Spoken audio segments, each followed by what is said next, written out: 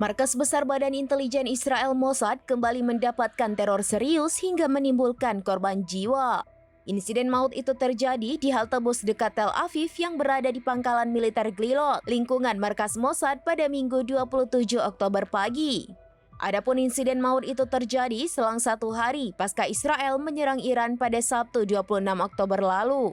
Dikutip dari The Times of Israel via Tribun News pada Senin 28 Oktober, tragedi maut itu terjadi saat sebuah truk menabrak halte bus Herzliya. Polisi setempat menyebut pengemudi menabrakkan truknya ke orang-orang yang berada di halte bus tersebut. Media berbahasa Ibrani itu mengungkap identitas pelaku, yakni Rami Nasrallah yang berkewarganegaraan Arab Israel. Saat pengemudi menabrakkan truknya, pasukan pertahanan Israel yang berada di dekat lokasi kejadian langsung menembak pelaku. Jenazah pelaku pun dikirim ke Institut Forensik Abu Kabir untuk selanjutnya diautopsi. Akibat insiden tersebut, dilaporkan seorang warga sipil Israel, Bezalel Charmi, 72 tahun, tewas.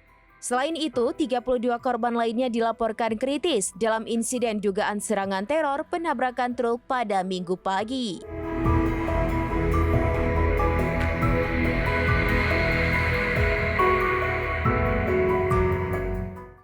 Download Tribun X sekarang, menghadirkan lokal menjadi Indonesia.